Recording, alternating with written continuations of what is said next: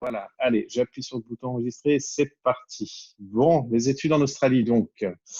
Euh, c'est une destination qui fait énormément rêver, dont on parle finalement assez peu, du moins en France, puisque c'est très très loin tout simplement, c'est à l'autre bout du monde.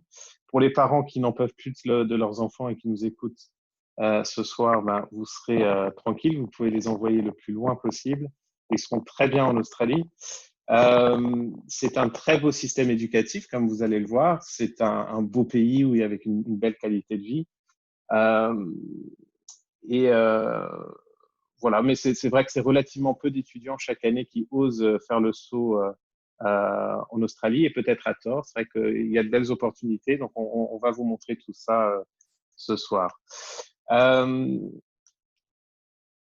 Petite présentation rapide, je vais pas m'étaler de trop là-dessus, mais sur l'Australie, que vous connaissez peut-être pas tous à fond, c'est une destination du coup assez loin, hein, à peu près 22 heures de vol depuis la France. Voilà, faut le faire.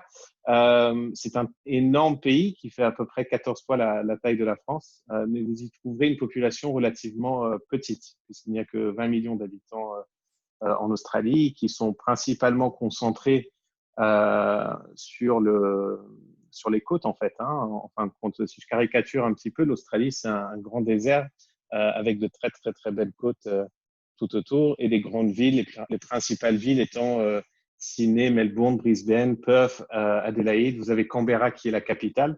On pense souvent que c'est Sydney ou Melbourne, c'est Canberra.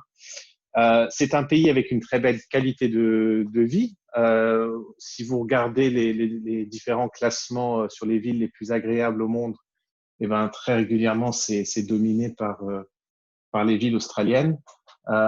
Pourquoi? Bah parce qu'il fait beau, il fait chaud. Les Australiens aiment beaucoup le sport. Il y a tout ce qui est logement. Il y a plein de possibilités. Le coût de la vie n'est pas toujours totalement délirant. Vous avez un très bon système éducatif. Bon, toutes sortes de facteurs qui font que voilà, c'est l'un des pays où il fait bon vivre, on va dire. Et puis très international aussi et cosmopolite, puisque vous allez retrouver beaucoup d'habitants et d'étudiants qui viennent vraiment des quatre coins du monde. Et les universités euh, reçoivent beaucoup d'étudiants internationaux chaque année. Il faut savoir que l'éducation pour l'Australie, c'est la troisième source de revenus pour le pays, en fait. Donc, c'est vraiment énorme. Ils comptent énormément là-dessus, sur l'import d'étudiants qui viennent de l'étranger. Ils sont très bien équipés aussi pour les recevoir et leur proposer une belle expérience. C'est un environnement qui fait beaucoup rêver, avec évidemment de beaux paysages. On va souvent caricaturer l'Australie en pensant avant tout aux plages, aux kangourous et aux compagnies. Et au reste, c'est vrai que ça fait partie de la vie australienne et c'est très sympa aussi. Mais c'est pas pour autant qu'il faut penser qu'en Australie, on ne bosse pas, que ça va être une expérience de vacances uniquement. C'est vraiment loin d'être le cas. Euh, et en particulier, quand on regarde les universités, vous allez trouver des universités extrêmement prestigieuses, dont fait partie l'université de Queensland qui est avec nous ce soir. Mais en Australie, vous trouvez 40 universités, euh, et dont vous en avez 4 ou 5 dans le top 50 mondial, ce qui est quand même une belle réussite. On va avoir en Australie ce qu'on appelle le Group of Eight, qui serait l'équivalent australien peut-être du Ivy League aux États-Unis ou du Russell Group au Royaume-Uni. En France, peut-être la conférence des grandes écoles, quelque chose comme ça. Ce sont les 8 universités australiennes les plus anciennes, les plus prestigieuses, les plus investies en matière de recherche, et qui vont euh, proposer tout un tas de diplômes possibles à tous les niveaux. On en parlera plus tard au niveau bachelor, master, doctorat, toutes sortes de choses. D'Australie, on doit beaucoup de choses. On leur doit la Wi-Fi, grâce à laquelle vous nous écoutez peut-être ce soir. On leur doit Google Maps, ça a été créé par des universités australiennes, les boîtes noires dans les avions, les pacemakers. Euh, Toutes sortes de choses. C'est un pays qui est à la pointe de l'innovation dans certains domaines. L'université de Queensland, comme vous allez le voir dans un instant, est et notamment à la pointe en termes de biomédecine et de pharmaceutique, de biotechnologie, et notamment en l'occurrence sur le développement du vaccin australien pour faire face à la Covid. C'est eux qui pilotent ce projet-là. Et vous en avez du coup peut-être pas mal entendu parler dans les médias ces derniers temps. Et donc, en l'occurrence, Studi Experience, donc l'entreprise pour laquelle je travaille, représente officiellement les universités australiennes en France. Et notre rôle au quotidien, c'est d'accompagner les étudiants qui souhaiteraient y postuler. Donc, quand on regarde le système australien et qu'on le compare notamment au système français, il est assez similaire en fin de compte, hein. L'équivalent de la licence, c'est le bachelor, qui se fait typiquement en 3 ans. Et donc, vous pouvez y accéder directement post-bac. Vous pouvez aussi y accéder un petit peu plus tard, après un bac plus 2, et faire une 3e année de licence. Ça, c'est quelque chose d'assez courant, en fait, en fin de compte, et beaucoup d'étudiants français optent pour cette solution-là. Vous pouvez ainsi valider un BTS ou un DUT en France, et puis ensuite partir faire une année au niveau bachelor en Australie. Et puis évidemment, vous pouvez aussi partir après la licence, après un bac plus 3, et intégrer directement un master. Et les masters se font de plus en plus en 2 ans. Vous en avez aussi en 1 an et demi, parfois quelques rares masters en 1 an. Ce qui est intéressant aussi, c'est que tous les diplômes australiens sont équivalents au diplôme français, hein. Il y a un accord signé entre les gouvernements français et australiens qui garantit l'équivalence mutuelle des diplômes. Donc, si vous validez une licence ou un master australien, ce sera équivalent à un bac plus 3 ou un bac plus 5 en France, sans aucun problème, et vous permettra de poursuivre vos études à votre retour en France ou d'intégrer directement le marché de l'emploi sans aucun problème. Le système australien se distingue aussi à différents niveaux. D'un point de vue purement logistique, d'abord, puisque là, pour le coup, on est à l'autre bout du monde, les choses sont différentes, les saisons sont inversées notamment. Et donc, l'automne, c'est plutôt au mois de février en Australie, et la rentrée principale se fait du coup au mois de février. Ça fonctionne plutôt en année calendaire, du coup. Vous avez une grande rentrée en février, vous avez une autre rentrée au mois de juillet. Certaines universités proposent parfois une rentrée en septembre, mais c'est quand même plus rare. Et c'est pas mal d'ailleurs hein, de commencer en février. C'est un avantage pour pas mal d'étudiants, notamment si votre anglais est un petit peu juste. Ça vous permettrait, si vous êtes actuellement en terminale ou en cours de licence, par exemple, ça vous permettrait de partir en Australie quand même dès le mois de septembre, de faire des cours d'anglais pour vous mettre à niveau et puis d'enchaîner avec la rentrée universitaire au mois de février. C'est quelque chose qui se fait pas mal. Donc plusieurs rentrées. Vous avez après aussi toutes les caractéristiques et les avantages du système anglo-saxon en fait, hein. C'est-à-dire que les programmes sont très flexibles. Vous allez avoir la possibilité de choisir vos cours un petit peu à la carte et de mélanger différentes spécialités. Vous allez avoir pas mal d'heures de cours par semaine, enfin 12-16 heures, ça, il y en a peut-être parmi vous qui vont considérer que c'est pas énorme. C'est quand même pas mal, à savoir qu'il y a quand même beaucoup de travail personnel à fournir à côté, hein, que ce soit en individuel ou en groupe. Il faut être assez autonome d'ailleurs dans l'apprentissage. Ça fait partie, c'est une caractéristique, je dirais, générale des systèmes anglo-saxons.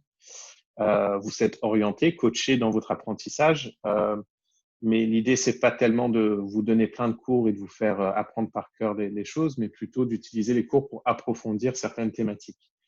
Et ça, vous le retrouvez tout à fait en Australie. L'évaluation et la notation se fait comme en France, un mélange d'examens et de contrôle continu tout au long de l'année. Et l'un des grands avantages, à mon sens, du système australien, mais encore une fois qu'on peut transposer au système anglo-saxon de manière générale, c'est la relation plutôt privilégiée à laquelle vous pouvez vous attendre avec le corps enseignant. on va s'attendre à il faut être interactif en fait, tout simplement. Il faut participer en classe, il faut poser des questions, il faut challenger ce que peut dire le professeur aussi. Et puis si vous avez des questions en dehors des cours, il y a une politique de porte ouverte qui est généralement appliquée. Vous pouvez très facilement vous adresser à vos professeurs pour approfondir certaines thématiques. Et ça, c'est vraiment sympa hein, d'être valorisé en tant que presque en tant que chercheur ou en tant que personne, en tout cas, qui partage un intérêt pour une certaine matière. Il y a moins cette distance qu'on peut retrouver parfois dans le monde universitaire français, où on a tendance peut-être à avoir une approche un peu plus scolaire et traditionnelle à ce niveau-là.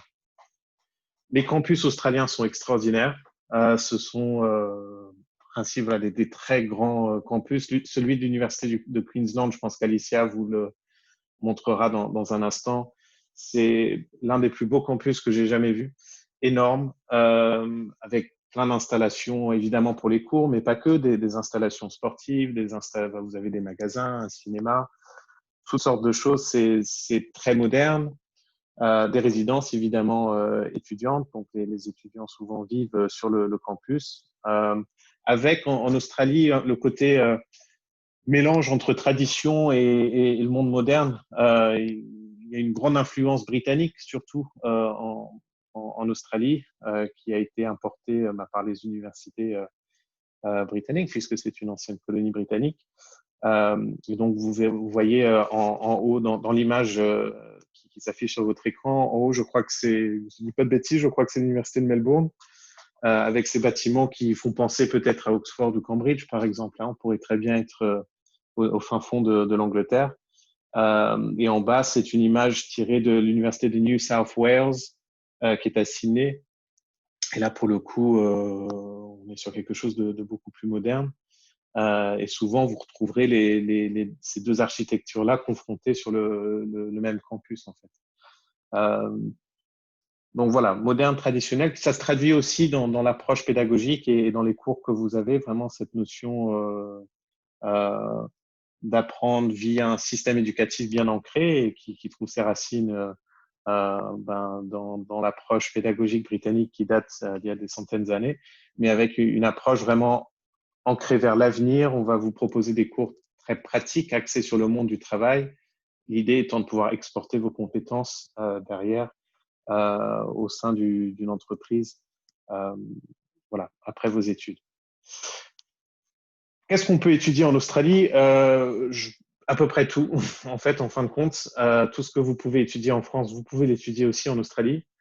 Par contre, je pense qu'il y a certains domaines qui sortent un peu du lot parce que l'Australie est particulièrement forte dans ces domaines. On va proposer beaucoup d'opportunités dans ces domaines avec une approche qu'on ne trouve pas forcément ailleurs. Je pense aux études en lien avec l'environnement, avec tout ce qui est sciences biologiques et marines. Vous avez la grande barrière de corail tout au long du Queensland qui évidemment incite beaucoup de chercheurs à venir se baser là-bas.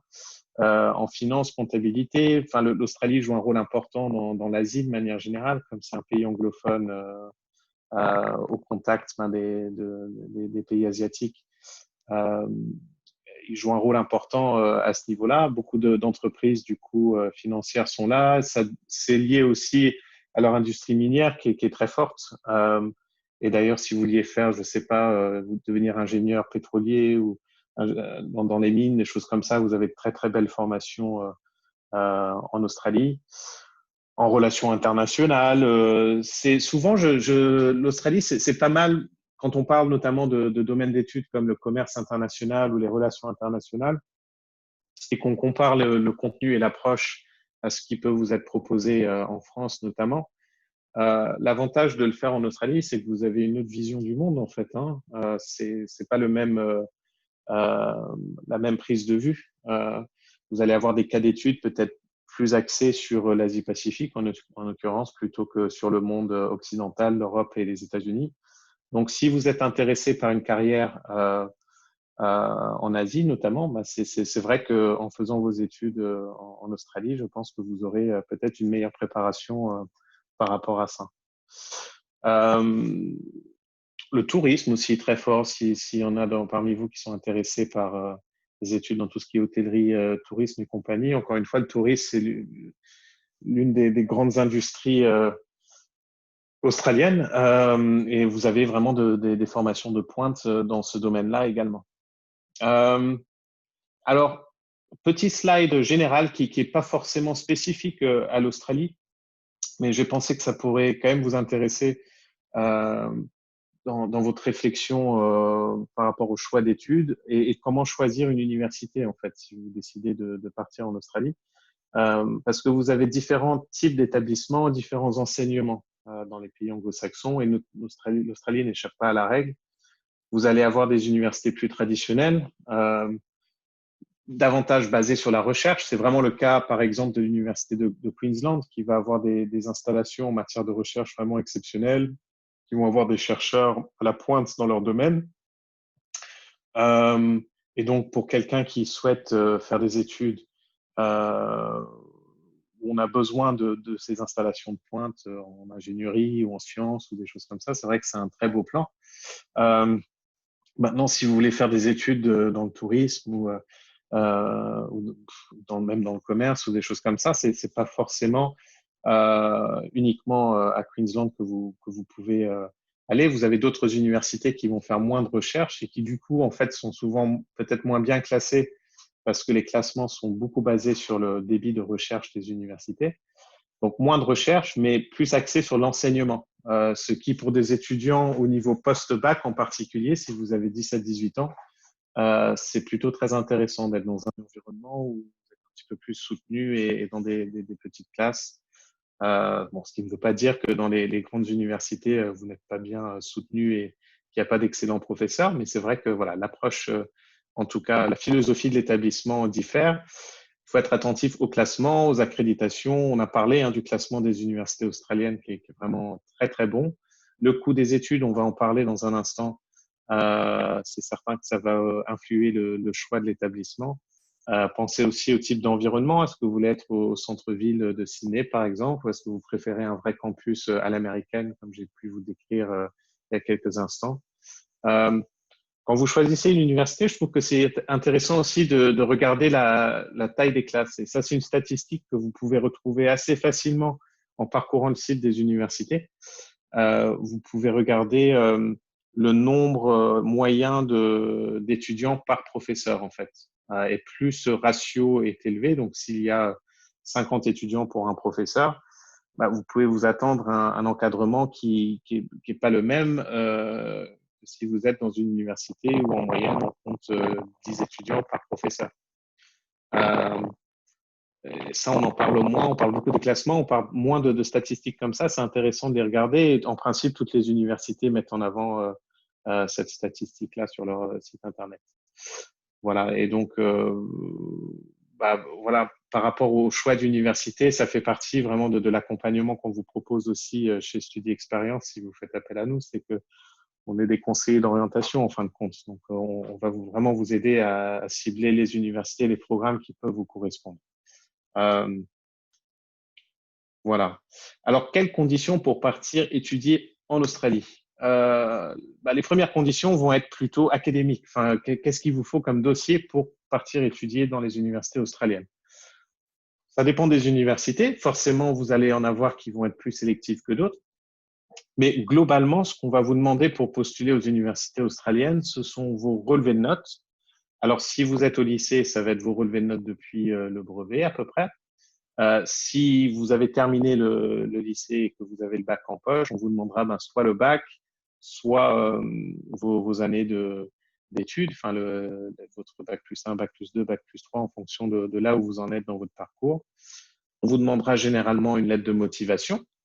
Ça fait là aussi partie des prestations d'accompagnement qu'on vous propose pour vraiment travailler des lettres de motivation qui répondent aux attentes des universités. On va vous demander votre passeport, évidemment, et puis un test d'anglais, ça c'est important, un test d'anglais officiel. Vous avez différents types de tests d'anglais. Le plus connu, c'est l'IELTS, donc IELTS, qui se passe un petit peu partout dans le monde. Vous pouvez le passer n'importe quand pendant l'année. Il y a plusieurs sessions par mois. Alors, c'est vrai qu'en ce moment, c'est peut-être un petit peu plus compliqué de le passer à cause de la situation sanitaire, mais il existe aussi une version en ligne que vous pouvez passer, le EULTS Indicator, et qui vous permet de le passer chez vous, en fait, dans un contexte sécurisé. Et la plupart des universités acceptent un résultat à ce test si vous n'avez pas la possibilité de faire un test normal, on va dire. Les dossiers doivent être constitués au minimum 6 mois avant la rentrée visée. Donc là, idéalement, c'est le moment de s'y prendre si vous vouliez essayer de cibler une rentrée en juillet 2021, par exemple. C'est possible dès maintenant aussi de commencer à préparer des dossiers pour la rentrée de février 2022. Plus on s'y prend tôt, mieux c'est à tout point de vue. Hein. Ça vous permet d'avoir plus de visibilité sur l'organisation de votre projet. Et ça sera moins stressant aussi pour les démarches qui s'en suivent, puisqu'une fois que vous êtes admis dans une université, vous aurez certaines démarches à effectuer, notamment pour obtenir un visa, pour vous assurer, pour réserver un logement et votre avion. Donc bon, typiquement, ça fait aussi partie des points sur lesquels on vous accompagne quand vous faites appel à nous. Alors, la question qui fâche, le coût des études en Australie. Alors, je ne sais pas à quel point ce petit tableau est digeste. Donc, je vais essayer de vous l'expliquer. J'ai voulu vous proposer en bas, tout en bas, vous voyez, en fait, c'est une fourchette de prix. Hein. J'ai fait une estimation basse et une estimation haute. Et j'ai voulu couvrir plus ou moins toutes les dépenses que vous pourriez avoir pendant une année en Australie. Tout en bas, vous trouverez donc le total annuel, donc 14 000 euros annuels. Je pense que c'est le coût minimum qu'il faut prévoir pour vos études en Australie. Les universités les plus abordables vont proposer des frais de scolarité dans les eaux de 12 000 – 13 000 euros pour l'année à peu près, et auquel il faut ajouter évidemment le coût de la vie. Donc, je pense au loyer, à la nourriture, à vos sorties, à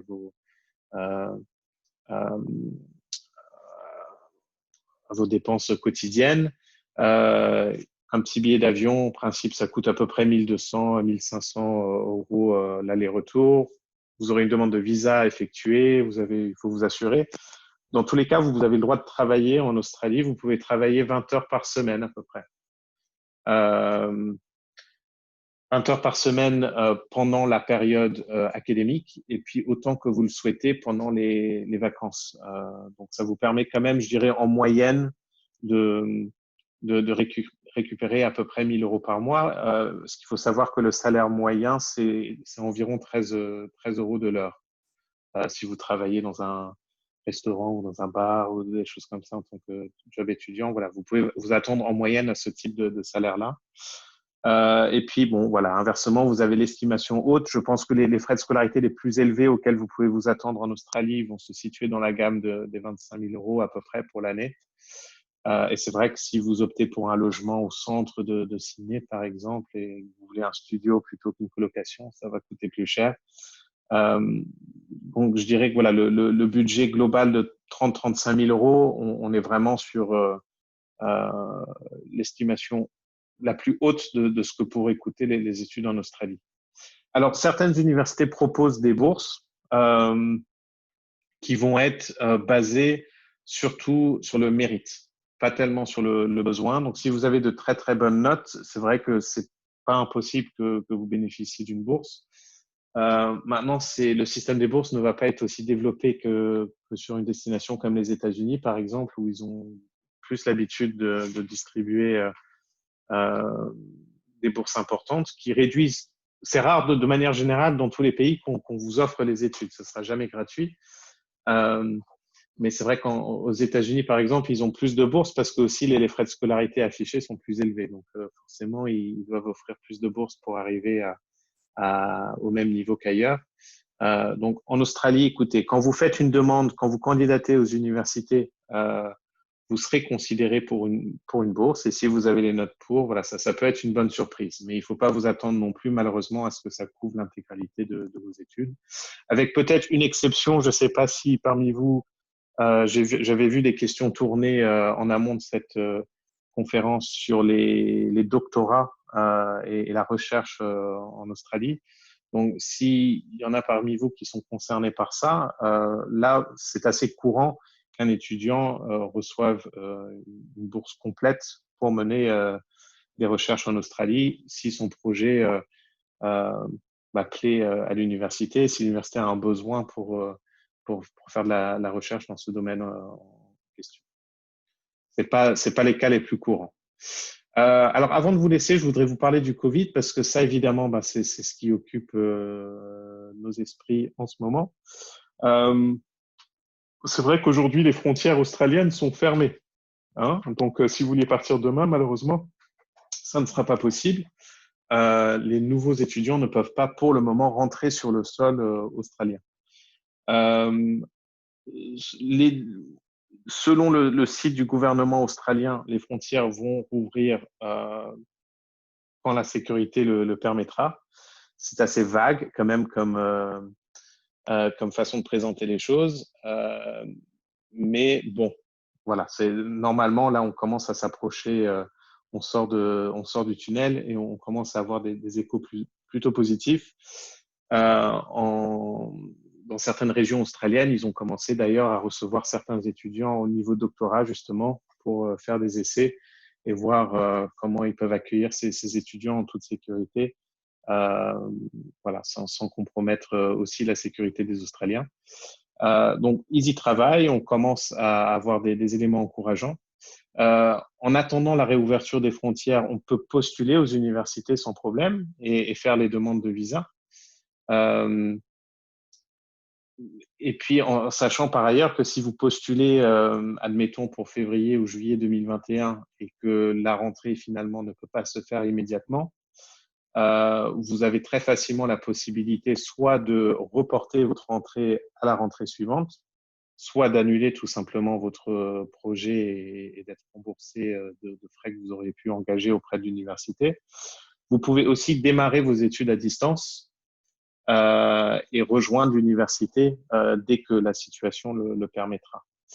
Aujourd'hui, alors sans faire de plan sur la comète, évidemment, la situation est susceptible de changer.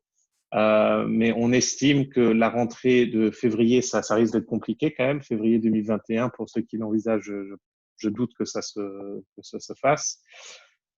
Juillet, en revanche, on est déjà plus optimiste. On estime qu'il y aura peut-être une réouverture un peu progressive à ce moment-là, et avec un retour à la normale pour février 2022. Donc, si vous êtes aujourd'hui en terminale, par exemple, la prochaine rentrée possible, de toute façon, ce serait février 2022. Donc là, normalement, bon, vous devriez bien vous en sortir et dans tous les cas, c'est le moment de commencer à mettre les choses en route par rapport à ça. Bon, voilà, je vais arrêter de mon côté. Je vous laisse, vous avez mes coordonnées sur ce slide si vous souhaitez me contacter par la suite ou si vous avez des questions à me soumettre, n'hésitez pas. Voilà. Je vais passer la main maintenant à Alicia qui va vous proposer un bel exercice aussi d'anglais puisqu'elle va nous présenter ça en anglais. Ça va être un bon test. Elle va nous parler de l'Université de Queensland. Voilà, donc je vous remercie pour votre écoute et je vais passer la main à ma chère collègue. Alors, tac. Voilà, Alicia. Voilà, parfait. Merci beaucoup. Hello, everyone. Hopefully you'll be able to see my presentation shortly. Thanks again for joining us, and do please feel free to write your questions in the chat box as I go along, and we'll have some time for questions at the end as well. So my name is Alicia. I work for the University of Queensland, but I'm actually based here in the UK. So the benefit of that is that if you ever need to speak to me again, if you want to have a web chat or you need some help with something, I'm just 1 hour behind you. You don't have to stay up until midnight to get in touch with me or even later. So please do feel free to contact Mark or I if you have any further questions or want more information about UQ.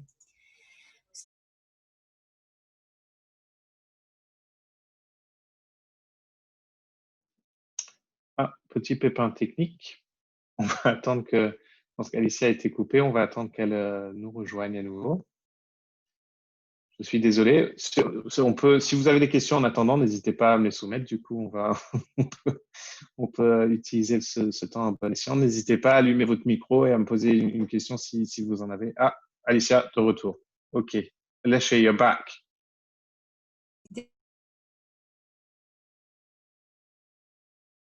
Tac. I'm back. Sorry. No worries.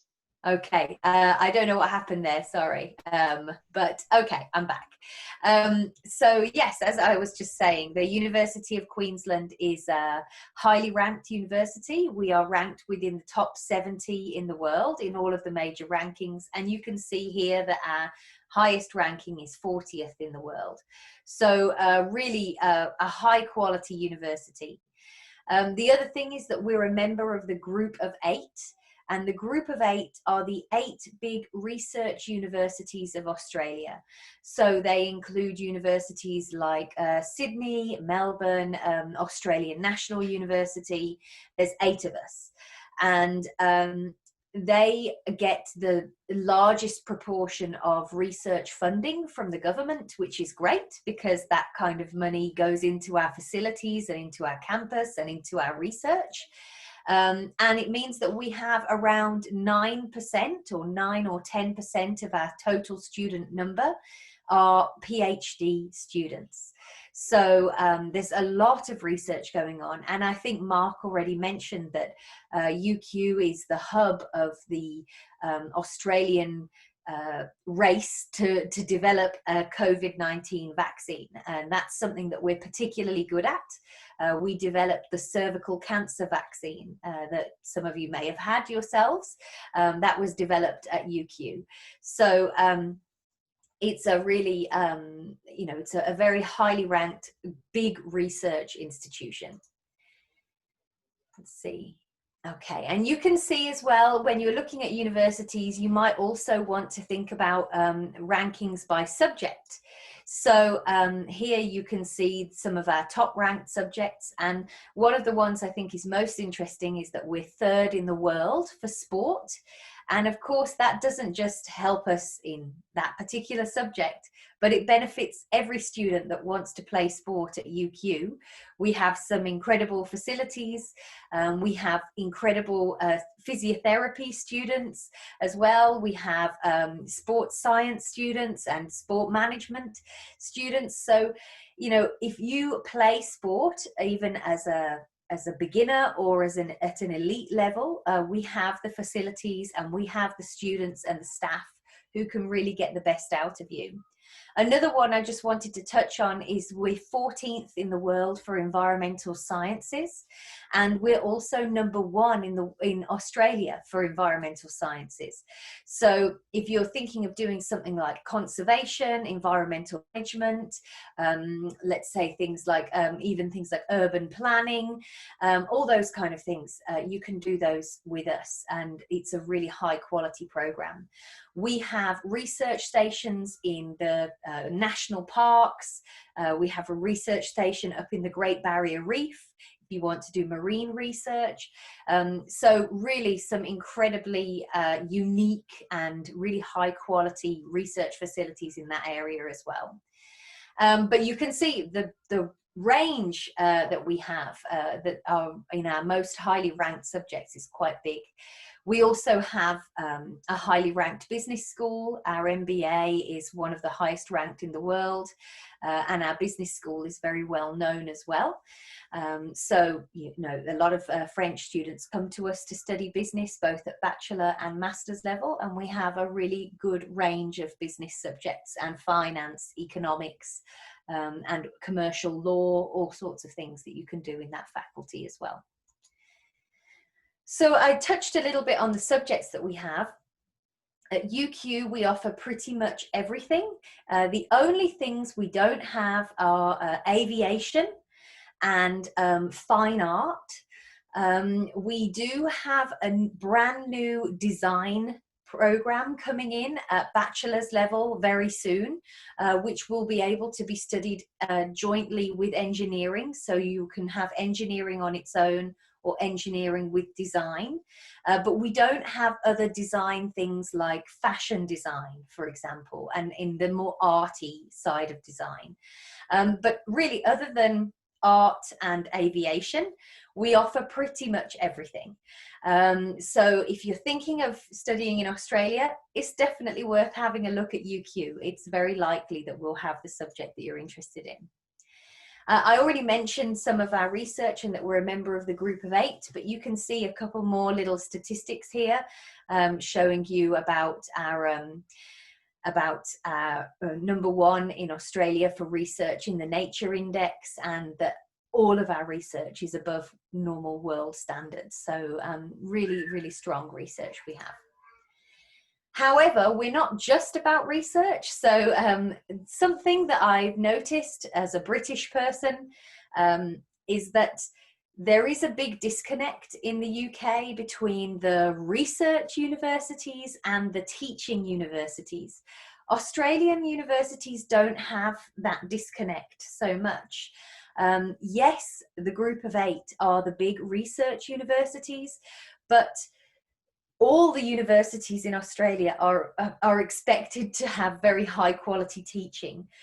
Something that's quite different compared to the UK is that you get a lot more contact hours. So thinking of studying in an English speaking country and you're comparing Australia, Canada, USA, UK, you know, Australia, the number of contact hours that you have when you're in lectures and seminars is very high. The other feedback we get from our students, particularly from the French students, is that the teachers are very friendly.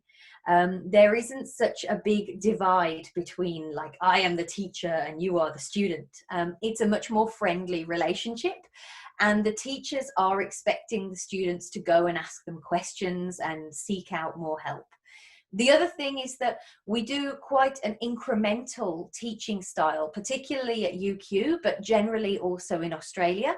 So rather than giving you the sort of schedule for the semester and then saying, okay, right, you're going to have a big 4-hour exam in 3 months, see you. You decide whether you come to lectures or not, and we'll see how you get on in the exam. It's much more structured in Australia. And particularly at UQ, you will have assignments and little quizzes or presentations or lab work or projects that you will have to do throughout the semester. So maybe in week 3, week 6, week 8, you'll have to submit something. And those assignments all count towards your final grades. So when you come to do your big exam at the end of the semester, it's only usually worth between 40 to 60% of your overall grade. And I think that for students for whom English isn't their first language, and you're in a new environment, I personally think this is a better model, because it forces you to make sure that you're attending your lectures, that you keep on top of things, and it forces you to sort of prioritize which courses you need to spend more time on when you're doing your assignments or in the final exams, and it takes the pressure off the end of the semester. So I think there's a lot to be said for the Australian teaching style. And UQ has won more teaching awards than any other Australian university. So the quality of teaching in Australia is very high, but the quality of teaching at UQ is at the top of that. So every year there are these awards for innovation and really going above and beyond as a teacher, and we have won more of those than any other Australian university. And then, of course, outside of the classroom, you want to be doing things like internships and networking and maybe some entrepreneurship. You want to be doing sports and socializing. We really do have a whole bunch of that going on. And we had, in the 2018 Student Experience Survey, we were ranked number 1 in the group of 8 for undergraduate student experience. We really have everything that you would expect, from sports to counselling support to all sorts of different things, to help you get the best out of your time in Australia. And as I mentioned as well, we have a big focus on making sure that you're employable at the end of your degree. So one of the things we have is that we have a central employability team, but then every single faculty in the university has its own employability team as well. And they are really focused on networking and making connections with businesses in that particular field. They give you opportunities to connect with alumni who can help open the door for you, to do internships. They invite managers in to do presentations about what they're looking for in a graduate and how to give yourself the best chance of getting a job. And we also even have a job database that is only for UQ graduates. So some of the jobs on there are more widely available, but there's a lot of jobs advertised on that database where companies are specifically seeking out UQ graduates because they know they are a very high quality graduate. And maybe the company is a UQ alumni, or they want to make a connection there. So really, it's really strong for finding you work, and our employability statistics reflect that as well. A lot of students these days, they're coming to university not because they want to get a job in a big company, but because they want to set up their own company. And so this is something that we've been developing over the last 5 to 10 years. And we now have 3 different entrepreneurship and innovation hubs in the university. So the first one is called the UQ Idea Hub. And this can be accessed as part of your program or as an extracurricular activity outside of your study. And the idea of the UQ Idea Hub is to teach you how to think like an entrepreneur, how to come up with an idea, how to figure out what the market needs, and how you would be able to network and set up a team that can bring that idea to life. So it's really teaching you how to be an entrepreneur.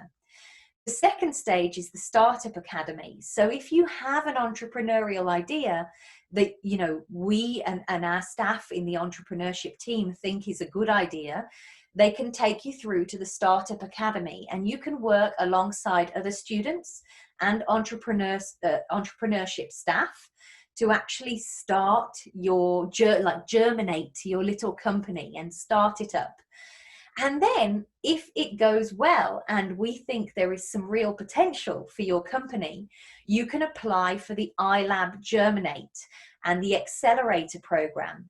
And this is where we would ask you to pitch your idea to our team. And if we like your idea, we'll invest in your company. And so you kind of win an investment depending on what you want to do.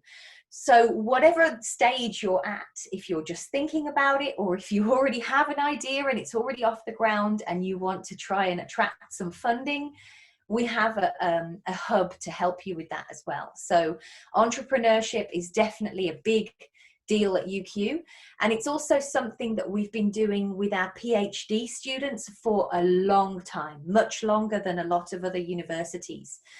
We've had this team in UQ called UniQuest, and they are specifically for commercializing research. So when our PhD students do some research that can be taken to market, the UQ UniQuest team will help them to commercialize it and earn money from their research. So yeah, at all levels and at all stages, we can help you with that as well. We've talked a little bit about sort of, the experience and the study, but really one of the best things about UQ, in my opinion, as a European, is the location. So we are located in Brisbane. Brisbane is the 3rd largest city in Australia with about 2.5 million people. So, okay, it's not Paris, but it's probably bigger than any other French city. It's certainly bigger than every British city outside of London. And it's huge and there's loads going on. But the best thing about it is the climate. As you can see on the map, it's about halfway up the east coast of Australia, so it's in a subtropical climate. And that means that, yes, in the summer, it does get quite hot and quite humid. And when the rain comes, it's tropical rain and it sort of really, really hits you, and then it dries up within half an hour because the sun is out and it's hot. And in the winter, it's about 21 degrees in the day and about 10 to 12 degrees at night. So it's really not a winter as we understand it as Northern Europeans. So it's really conducive with outdoor living. And I know Mark already mentioned about how Australians are really into their sport. That is certainly true in Brisbane. We have a river running through the city. You see people rowing. You see people doing yoga in the parks and jogging and cycling all over the place. People are just outdoors all the time. We also have lots of parks that have barbecue that anyone can use. So you can go and have a barbecue in the park whenever you want. And the only thing we don't have, unfortunately, is because just off the coast of Brisbane, we have an island called Stradbroke Island, which is a fascinating place to visit, by the way. You should definitely go there if you go to Australia. It's a national park in its own right. It's just this little island, and you can see wild kangaroos and dolphins and whales, all sorts. And it has some amazing beaches. But because we have that island there, we don't have a beach as part of Brisbane. So if you want to go surfing, you can jump on the train with your surfboard, and you can take the train an hour south to the Gold Coast, which has some of the best surfing beaches in the world, as well as loads of clubs and bars and all sorts of other things that you can do there. Or you can get in a car, whether it's your own car or make some friends that have a car, and drive up to the Sunshine Coast, which is about an hour away, really good beaches. Or a little bit further, you can go to Noosa, which again is just a beautiful, idyllic, very peaceful little place as well. So there's loads of beaches, but you're going to have to do a bit of travel to get there. If you want to just sunbathe, you can actually do that in the city centre. You don't have to leave Brisbane because we have a man-made beach right in the middle of the city with a swimming pool around it. So if you want to just go and eat a hot dog or an ice cream and lie on the sand and sunbathe, you can do that right in the center of the city and then get dressed and carry on with your shopping if that's what you want to do. So it's very outdoorsy and a really just lovely climate and lovely things to do outside. The other thing that's part of Queensland state, I should mention, is just further north than Brisbane, you've got the Great Barrier Reef. And there are opportunities for you to study at the Great Barrier Reef, to do research, if you're a researcher, but also even as an undergraduate student, there are courses you can choose that enable you to go and study at the Great Barrier Reef for a few days during the semester, if that's what you want to do. So this is a picture of the campus. I mentioned Brisbane City Centre, and Brisbane City Centre is there in the centre of the photo near the back. It takes about 15 minutes by bus to get from the city centre to the campus.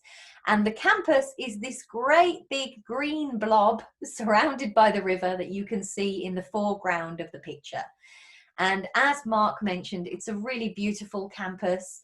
It's been voted the most beautiful campus a few times, or in the top 10 in the world, most beautiful campuses. And it's just a really stunning place to be. You can also actually travel to it by boat. So if you prefer to, on a sunny morning, if you want to just get some fresh air and relax, you can travel to the campus by boat. It takes about half an hour to get there from the city centre. You can also ride your bike. There are cycle paths all the way along both sides of the river and across the bridges. So it's really easy to get around the city. And also, all students in Brisbane get a 50% discount on their public transport, and that's for the bus, the train to go to the Gold Coast if you want to, and also for the boat as well. You might be able to make out some of the things on here, some of the sport facilities. Athletics, we've got tennis courts, 21 outdoor tennis courts. Back here, we've actually got 2 swimming pools, both of them outdoor. We have some AstroTurf pitches, rugby, cricket, football, handball. Inside, we have things like basketball and weightlifting and gym machines, yoga, Pilates. And then, of course, on the river, we've got canoeing, we've got wakeboarding and all of those sort of things as well. And you can go surfing if you want to as well. So there is so many different sports that you can do, and you can do them all within the campus. When we're thinking about programs at UQ, generally one of the things you might notice that could be a bit different to what you're used to is we do have some very specific named programs, for example, like I don't know, like biotechnology or something, but we do also have a lot of wide-ranging programs. So for example, Bachelor of Arts, and within that you can do music or languages or international relations, and you can combine majors as well. So you could do international relations and psychology, both of them within a single program. You're also able to combine programs together. So if you really like Spanish and you really like biology, you could combine a Bachelor of Arts with your Spanish and a Bachelor of Science with your biology, put them together and get 2 degrees within 4 years. So there are really lots of options for you to customize your study. And this is another big difference. If you are looking at the UK, we are much more flexible than the UK in allowing you to take different subjects and combine them. Whereas in America, you can start a program and you don't even have to declare your major until the 3rd year. We're a bit more strict than America. So we're somewhere between the UK and America. We say you have to tell us kind of what you want to do, but within that, you have a bit of flexibility, particularly in your 1st year, to try things out before you choose what your major is going to be. In terms of entry requirements for UQ, we don't need a personal statement. We do mainly just looking at your grades, and I've put some examples here of what we would expect in the back for different subjects, so you can get an idea that the grade requirements range from about 10 to about 15.3. In the baccalaureate. If you're looking at a postgraduate program, your GPA would range from about 10 to about 15.5. And there are lots of options for you to take 2-year postgraduate master's programs when you want to study a master's in a subject that you've never done before. As Mark mentioned, you also need to make sure you have your English language, but Mark can take you through all of this anyway if you decide to apply. If you don't quite meet the requirements for your chosen program, there could also be ways for us to upgrade you. So what we mean by that is usually that we can accept you onto a different program which has a lower requirement, give you a year or in undergrad or a semester in postgrad to sort of prove yourself. And then if you've proved yourself and you've passed with a good grade, we allow you to continue with the rest of the program, just like any other student. So if you look at those grades and you think, oh no, I haven't quite met that, please don't let that put you off, because there still might be options for you to be able to come. And we can look into that on a case by case. We do have some scholarships at UQ. We don't have a huge number for European students, but there is one in particular that would be great for you guys, which is called the Europe Global Leaders Scholarship. This is for any European student coming into the Faculty of Business, Economics and Law, which tend to be very popular programs in France. We are currently looking at introducing some more regional scholarships, which would include some in Europe and some in Africa as well as other countries. If anyone else is from other countries, there's going to be others involved as well, but I cover Europe and Africa. And we do have international scholarships. So these are for any international student, meaning they're very competitive because you're competing with the whole world, but they can be for anybody, for any subject in that faculty. So it's really worth checking out our scholarships webpage and seeing if there might be a scholarship for you. Really, the majority of our scholarships, all of our scholarships are merit-based, so they require you to have a high grade, and a lot of them are very competitive. So if you haven't got really, really high grades, it's unlikely that you'll be able to get a scholarship from us, but you might be able to get some kind of a scholarship from your accommodation. And that's another thing to look at when you think about accommodation. They have their own scholarships as well, which might not be related to grades. They might be related to sport or something else. So do look at that as well. We have a guaranteed accommodation program for all students. So we have 3 different types of accommodation. On campus, we have the colleges, and off campus, we have private houses and apartments, or we have this thing called our preferred providers, which are like big apartment buildings just for students. Yeah, it's really worth looking at all 3 of those and comparing the prices, but whatever happens, you can definitely get accommodation as an international student at UQ. And you also are entitled to a free airport pickup. So as soon as you know your accommodation and your flight details, you can book that through our accommodation website, and we will meet you at the airport and help you to get to where you need to go. And finally, we have a sort of a rich social life at UQ. As you can imagine, we have about 58,000 students in a normal year, and about 35,000 of them are involved in a club or society. They range from sports clubs through to very serious things like UNICEF. They do a lot of fundraising, through to international. So we have the African Students Association, the Chinese Society, and things like that, all the way through to silly things like the Harry Potter Alliance or the Wine and Cheese Society. I'm sure they would like a few French students in that society. So there are lots of things for you to do, and you can join as many of them as you want. And every year when we have our orientation week, the Wednesday of that week is when you can go around and meet all the societies and sign up for as many as you want.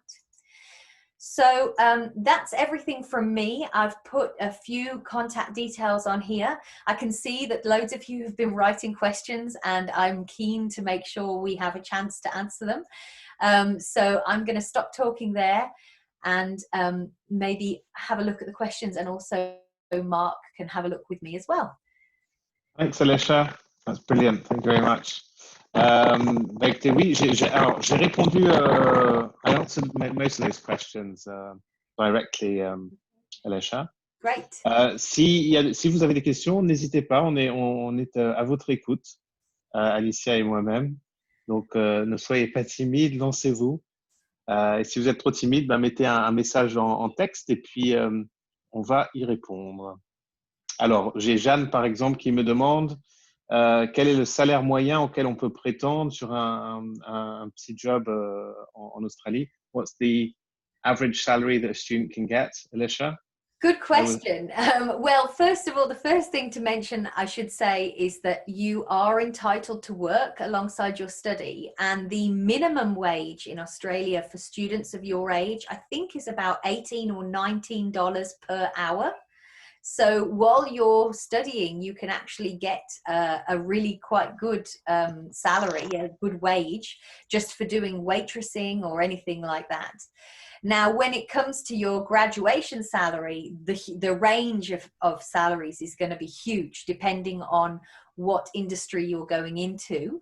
But what I can say is if you are looking at particularly the sort of industry areas, the Australian government has highlighted a need for people to come and immigrate in those kind of jobs. The salaries tend to be really, really good, and they tend to exceed, in my experience, European salaries by a long way. So it really depends on the program. You can generally find stuff, very specific information for different jobs online. But yeah, it's, in my experience, much higher than we're used to in Europe. Dan is asking in Sydney if it's so this is, I think we're talking about a student job here, so during the studies, Yeah. as opposed to afterwards. Yeah. I don't know if Alicia will know. Alicia étant basée à Brisbane, enfin étant pour l'université de Queensland qui est à Brisbane, elle connaît moins. Oui, certain. Écoutez, le salaire minimum sera le même, Jeanne, quelle que soit la ville australienne. Donc, c'est à peu près 13 € de l'heure. Ce qui fait, si vous travaillez 20 heures par mois, ça fait à peu près 1 000 €. C'est le salaire minimum. C'est vrai que si vous êtes à Sydney, c'est possible qu'on vous propose plus du fait que le coût de la vie soit plus élevé. Mais c'est au cas par cas. Alors, Nicolas, is there a possibility to start an MBA in February? Yes, I'm just looking at that because our MBA actually has slightly different start dates to our other programs. So our MBA actually starts in July or January.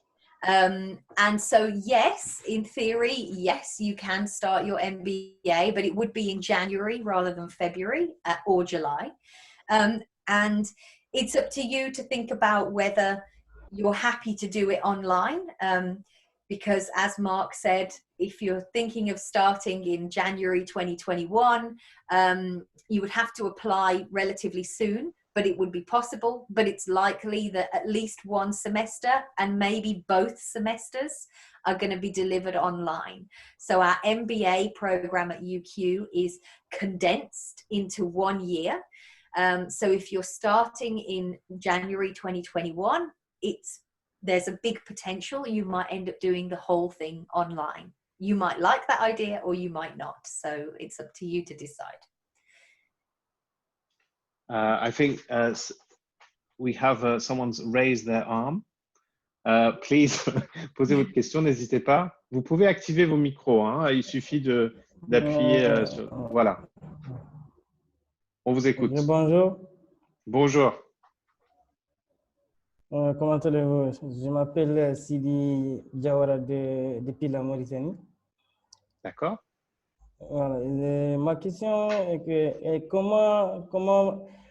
quel est le pourcentage que nous qui sommes ici en Afrique pourrons réussir à avoir une université là-bas en Australie? Le pourcentage, est-ce que c'est élevé?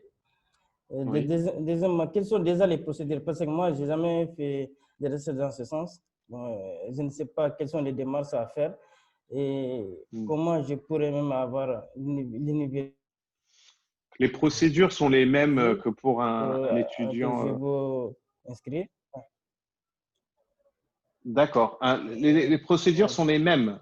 Donc, c'est-à-dire qu'il faut avoir validé un diplôme soit d'entrée à l'université, donc l'équivalent d'un bac, ou d'une licence si c'est pour faire un master, avec les notes requises par l'université. Il faut que votre établissement, si vous êtes en Mauritanie, il faut s'assurer que le diplôme que vous avez validé est reconnu par contre par l'État. Donc, il y aura peut-être une demande d'équivalence à faire pour bien s'assurer que vous avez bien validé quelque chose d'équivalent au niveau licence en Australie. Après, en ce qui concerne la validation de votre place et peut-être la demande de visa, alors je serais incapable de vous dire le pourcentage d'étudiants qui obtiennent leur visa. En revanche, on va vous demander certains éléments pour pouvoir obtenir le visa. Donc, vos diplômes, vos relevés de notes, on va vous demander un passeport en cours de validité. On va vous demander aussi de pouvoir montrer que vous pouvez financer votre projet d'études. Et donc ça, il faut il faut pouvoir en principe fournir des relevés de compte bancaire récents qui montrent que vous avez les finances pour payer une année de scolarité et le logement et compagnie. À partir du moment où vous réunissez ces critères-là et que par ailleurs vous n'avez pas de casier judiciaire, par exemple, ou de choses comme ça, sur le principe, voilà, il n'y a aucune raison que le visa ne vous soit pas accordé. Et les questions de culture, parce que les cultures sont différentes ici en Afrique et l'Europe. Est-ce que ça pose problème? Qu'est-ce qui est différent? Les cultures, on a des différentes cultures. Est-ce que ça pose problème? J'ai pas compris, excusez-moi le mot. Vous avez différents critères, c'est ça? Non, culture. Ah, une différente culture. Bah, ça, Ouais. au contraire, c'est une richesse. Je dirais que toutes ces universités vont accueillir des étudiants vraiment du monde entier, hein. Il y a des étudiants d'origine africaine à l'université de Queensland chaque année qui y vont, ça pose aucun problème. Et au contraire, le fait que vous ayez une autre culture et une autre façon de voir les choses, c'est une énorme richesse que recherchent ces universités-là. Et au contraire, c'est plutôt une valeur ajoutée, je dirais. C'est pas un problème du tout, au contraire. Ok, merci. Je vous en And, prie. On a une question de Marine, je crois. I was to Marine and say, go on. yes, if you want to do a master's program in Australia or a bachelor's program, if the program that you're studying lasts at least 2 years, so 2 years or longer, that will entitle you to a post-study work visa. And that post-study work visa can be 2 years or 3 years, depending on which university you go to and whether it's a university in a big city or in a smaller regional town. And the regional towns can get 3 years post-study work, and the large city universities, they get 2 years post-study work. But yes, if you have done a 2-year program, your 2-year post-study work visa can kick in as soon as your student visa ends and allow you to stay in Australia so you don't have to come back to France in between. You also don't have to have a job lined up in order to get that post-study work visa. The idea of it is that you can find a job on that visa and then work. You don't have to have something lined up before you graduate. And the other thing I was just going to mention was about the working. Yes, Pascal, $1 Australian does equal about 60 cents in euros. And yes, you're right that you can work up to 20 hours a week in term time as well as full time in the holidays. So if you decide to stay in Australia in the holidays, you can work full time during that time.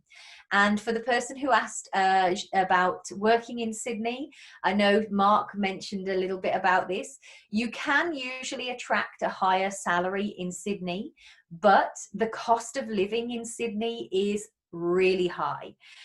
So the salaries reflect the difference in the cost of living. Brisbane is, like I said, the 3rd largest city, but it's about the 5th or 6th most expensive city. So it's actually a really, I think because the climate is good and all sorts of other reasons, actually it's a relatively low cost of living for the big cities of Australia, compared to Sydney, certainly, and Melbourne and Perth and even Canberra. So it's a good place to think of for that reason, because even if your salary isn't quite as high, your cost of living will be a lot lower. And that's it, I think. Are there any more questions to come in? Oh, here we go, yeah. Okay, so which school or city would you recommend for business administration or marketing? I would say most universities in Australia will have business programs, if not all universities, and the majority of them will have marketing. Of course, I'm going to say my own university. but there, I would say, but basically anywhere will have it. The things you might want to look at to help you decide would be the exact content of the program, whether you can combine administration and marketing, or marketing and advertising, for example, or marketing with something else. So for example, at UQ, In our business programs, you can choose to do one major, but you can also choose to do a double major. So if you wanted to combine marketing with international business, for example, that's possible at UQ. It might not be possible at other places. So those are the kind of things I would consider looking at, and really delve into the content of the program. And then, of course, you can look at the rankings, and you can look at student satisfaction surveys to kind of get an idea of where you want to go. And yes, accommodation and apartments. If so, for UQ, if you're thinking of coming to UQ, we have a really comprehensive accommodation webpage as part of our university website.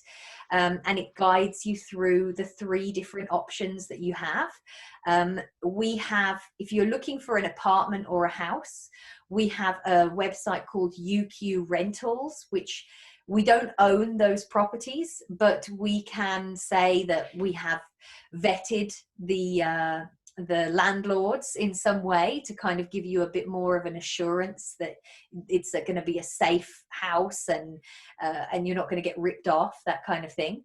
But most students, they choose in their first semester or first year to either live on campus or to live in one of those preferred providers that I told you about, those apartment buildings that are just for students.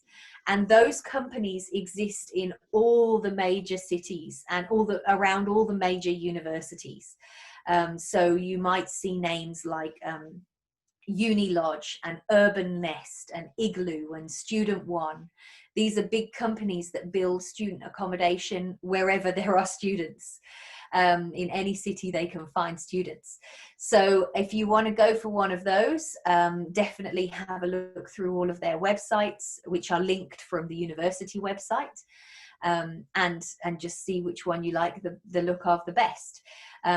Most students find that living in one of those or living on campus is the best way to make friends when they're a new student. And then when they feel more confident about the city and their friendship group, then they move out in their second semester or second year and save a bit of money by moving into a lower cost house or apartment. Yeah. Hello, I have a question about programs in your university. Do you have a program about ecological architecture or not? We have. Are you looking for a master's or a bachelor? Well, now I don't know very well because I'm doing my license bachelor in France. Yeah. And I think I will do my master too. But maybe after my master, I want to go in Australia and maybe see a program about ecological architecture. I don't know. Yeah, so we do have, what's it called now? We have a building in our campus that is an example of ecological architecture. It's called the Institute for Global Change. And so we don't have a master's called the Master of Sustainable Architecture or anything like that. But something you might want to think about, if you're thinking of doing your master's in France already, you could come to us and do some research with us.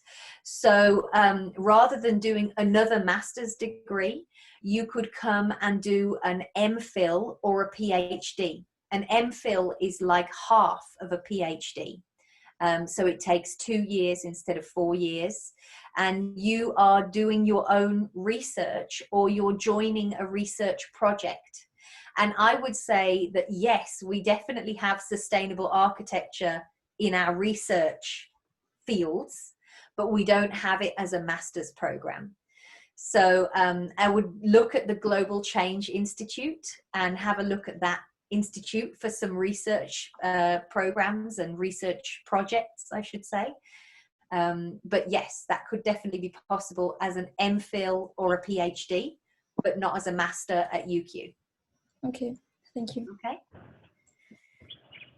Any other questions from anybody?